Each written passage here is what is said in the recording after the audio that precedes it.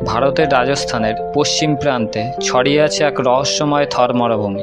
অগণিত বালিয়াড়ি, তপ্ত রোদ আর অশেষ শূন্যতা এই মরুভূমিকে করেছে অনন্য। কিন্তু এই শুষ্ক ভূমির বুকে একদিন বয়ে আনা হলো জীবনদায়ী জলের স্রোত, ইন্দিরা গান্ধী ক্যানেল। এ যেন মানুষের জেদ, সংগ্রাম আর স্বপ্নের অদ্ভুত কাহিনী। থর মরুভূমির আয়তন প্রায় 2 লক্ষ বর্গ কিলোমিটার। ভারতের রাজস্থানের প্রায় 60% অংশ জুড়ে এটি ছড়িয়ে আছে। এটি পাকিস্তানের সিন্ধ প্রদেশ পর্যন্ত বিস্তীর্ণ। বার্ষিক বৃষ্টিপাত মাত্র 100 থেকে 500 মিলিমিটার। দিন ও রাতের তাপমাত্রা চরমভাবে পরিবর্তন হয়। দিনে 45 ডিগ্রি প্লাস এবং রাতে নামতে পারে 5 ডিগ্রির নিচে।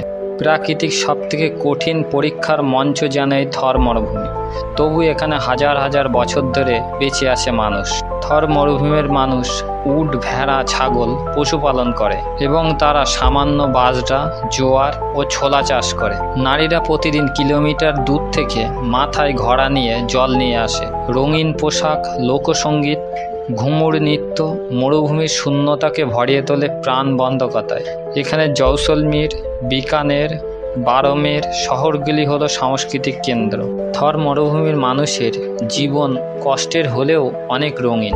উৎসব, সঙ্গীত আর ঐতিহ্যের মাধ্যমে মরুভূমির মানুষ প্রকৃতির সঙ্গে মিশিয়ে চলতে শিখেছে। মরুভূমির গ্রামে জলের কষ্ট সবথেকে বড় সমস্যা। প্রজন্মের পর প্রজন্ম মানুষ নির্ভর করেছে বৃষ্টির জল ও কুণ্ড সিস্টেমের উপর। খরা এলে ফসল শুকিয়ে যায়, পশুপালন ভেঙে পড়ে, মানুষ বাধ্য হয় গ্রাম ছেড়ে অন্যত্র যেতে। জলহীন থর মরুভূমি যেন এক তৃষ্ণার প্রতীক। কিন্তু এই তৃষ্ণা মেটানোর জন্য একসময় ভারতের সবথেকে বড় পরিকল্পনার সূচনা হয়েছিল। স্বাধীনতার পর ভারতের কৃষি উন্নয়নে রাজস্থান ক্যানেলের পরিকল্পনা শুরু হয়। 1958 সালে এর কাজ শুরু হয়। পরবর্তীতে প্রধানমন্ত্রী ইন্দিরা গান্ধীর নামকরণ করা হয় এই ইন্দিরা গান্ধী ক্যানেল। দৈর্ঘ্য প্রায় 650 কিলোমিটার।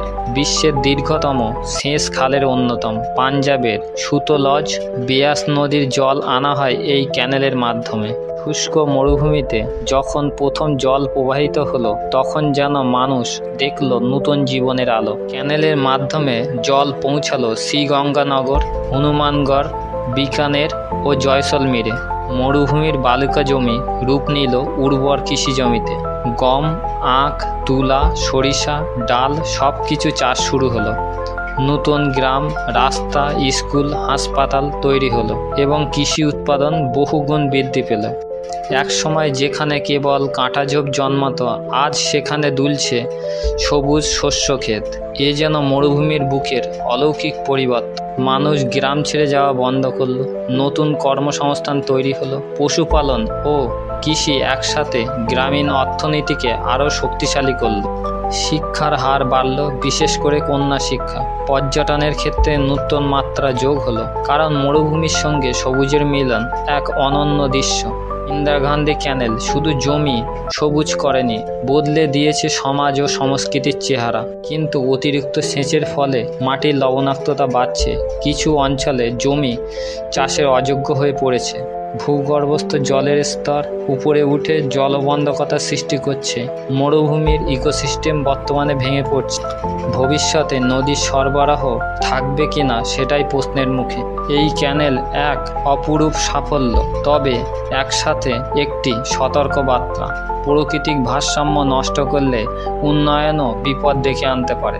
বর্তমানে ইন্দিরা গান্ধী ক্যানেল রাজস্থানের অন্যতম জীবনরেখা। কৃষি ছাড়াও পানীয় জল, শিল্প, শহরের উন্নয়ন এর গুরুত্ব অপরিসীম। আধুনিক প্রযুক্তি, ডিপ ইরিগেশন ও জল সংরক্ষণের মাধ্যমে এই সমস্যা সমাধানের চেষ্টা চলছে। পরিবেশবিদরা বলছেন, উন্নয়ন ও প্রাকৃতিক ভারসাম্য রক্ষা করাই হবে ভবিষ্যতের মূল চাবিকাঠি। থর মরুভূমি হয়তো চিরকাল শুষ্ক থাকবে, কিন্তু ক্যানেল প্রমাণ করেছে মানুষের অধ্যবসায় প্রকৃতির কঠিনতম পরীক্ষাকেও জয় করতে পারে।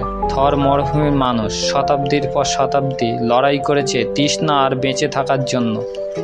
আর ইন্দিরা গান্ধী ক্যানেল সেই লড়াইয়ের প্রতীক, জীবন আর আশা টিকে থাকার প্রতিশ্রুতি। এ যেন এক অমর বার্তা। মরুভূমির বুকেও জীবন জন্ম নিতে পারে, যদি থাকে মানুষের ইচ্ছাশক্তি আর প্রকৃতির প্রতি শ্রদ্ধা।